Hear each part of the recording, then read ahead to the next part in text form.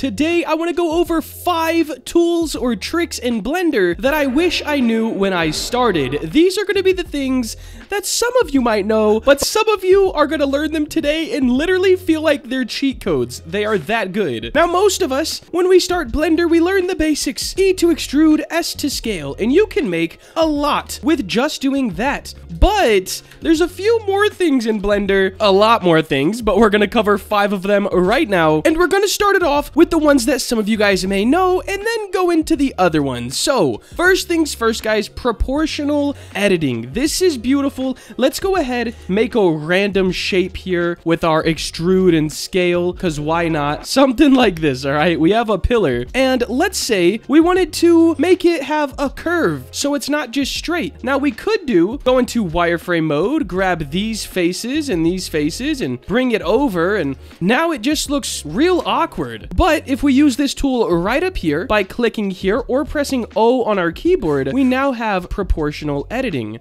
Let's go into object mode and we'll just grab these center lines right here. And if we press G on our keyboard, we can see how big the circle is that is controlling our proportional editing. Make sure it's ticked on, press G, and then there's our circle. We can use the scroll wheel to affect more or less of our mesh. This is a very, very nice tool. Let's make it a little bit bigger. Let's put a little curve to the side. And just like this, we went from straight to, let's duplicate it, R180. We have to turn off proportional editing because it's flipping both of them. And now we have a little portal entrance thing. Like, proportional editing is one of those things that you just have to know how to use when you're starting. It'll help you a lot. Say you make a tree and you want to have a few variations of it. Well, proportional editing is the way to go. Up next, we have one that I hope you guys know, but some of you may not. It's the knife tool. This tool is very cool to cut out faces. If you're an artist, yeah, you could probably make some really cool stuff. I am not an artist, so, you know, we're just gonna kind of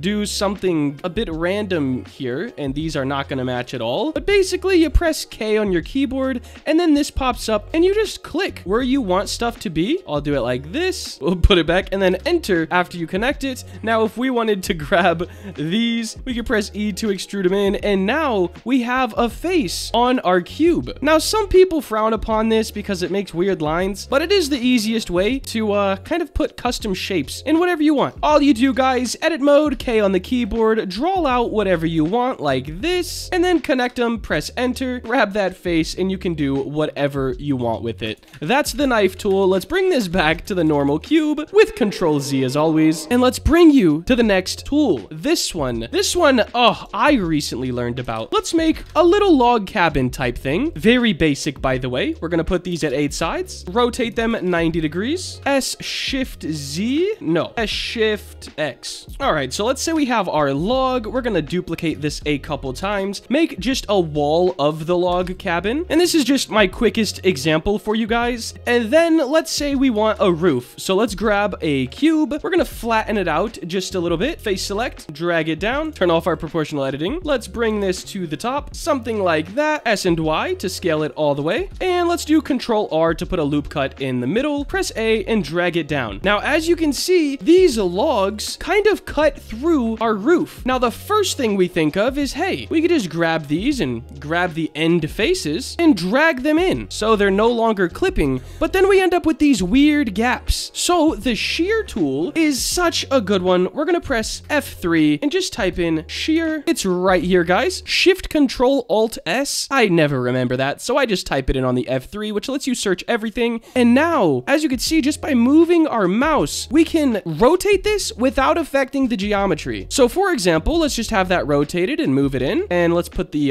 kind of thing over it. So now we have this perfect, but if we did the same thing, but just rotating it, well, you're not gonna get the same thing. You're gonna get really tweaked logs. It just doesn't really work. But once again, if we do F3 and shear, you have a very nice way to not mess up your whole shape and to fit it. Just a very, very helpful tool, especially when you're beginning. If you absolutely wanted to do this the hardest way possible, I guess you could use our last tool, the knife tool, and kind of cut it out, but you have to go all the way around, and it's a bit complicated. So shear tool for the win, guys. Up next, we have one that I love ever since I found it out, guys, the spin tool. This is going to help you make pipes very, very easily, and I'm going to show you how it works works right now. So let's shade smooth. You don't have to. I'm just gonna, to make things look a bit smoother, we're gonna grab this top face, and the spin tool is right here. Now, one thing to note with the spin tool is it goes based off wherever your 3D cursor is. Right now it's in the middle, and that's not really gonna help us. So we're gonna grab this right here and click right at the edge. This is going to be, I don't know how to explain, the axis that your spin happens on. So let's grab our spin tool while clicking this top face. Spin tool right here. You could also use shift spacebar, shift 0. Yeah, I guess. Now, as you can see, this is not the axis we want to turn it on, because we want to go on this axis. You change those by clicking right up here, and you could click the 3 axes just like that. And now we have our perfect spin. If you hold control, you can kind of do it in increments. Just like that, we have a perfect spin. Very nice shape. And we can decrease our steps if we want a lower poly, more, I guess, low poly,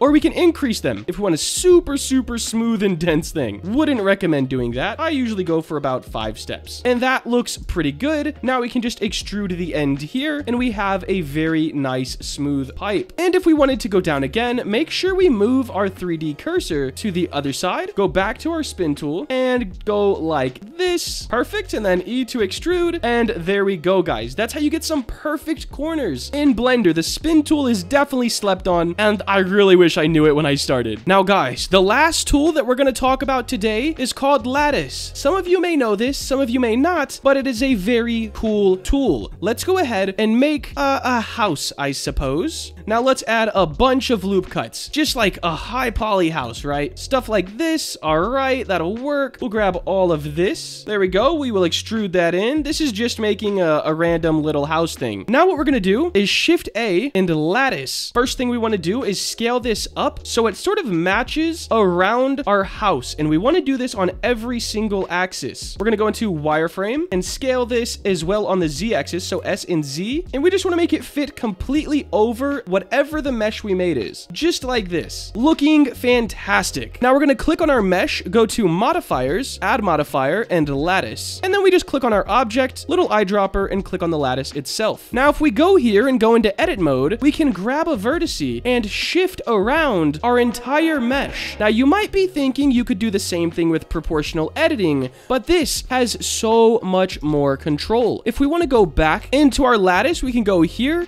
and we can add loop cuts if we wanted. Just like this. Let's add a couple down here. We'll do 3. Perfect. And this is sort of a cheat code for stylized. If we want to just grab this and scale it in, well, there we go. Now we have a cooler shape. Let me bump this down to just 1 in the middle. That'll help us quite a bit. And let's just scale it on the y-axis. As you can see, we now have a more stylized shape and a very easy way to effectively move our house. Another cool thing we can do is go back into object mode and move this lattice wherever we want to kind of affect this build however we want to, which is super, super cool to add variations, literally anything you could want to do. As you can see, it's very smooth and it's non-destructive. So if we click back on our object and go back to edit mode, we have our full object and nothing is messed up, and nothing will be messed up until we apply this modifier. But lattice is something I just learned recently from my friend Eternity, and I definitely think it's worth learning if you're new to Blender. That is 5 tools or methods that you should know, and hopefully it helps you guys out with your Blender journey. That is going to wrap up today's video. If you did enjoy and you want to see more content like this, please make sure to like, comment, and subscribe. Have a great day. Later.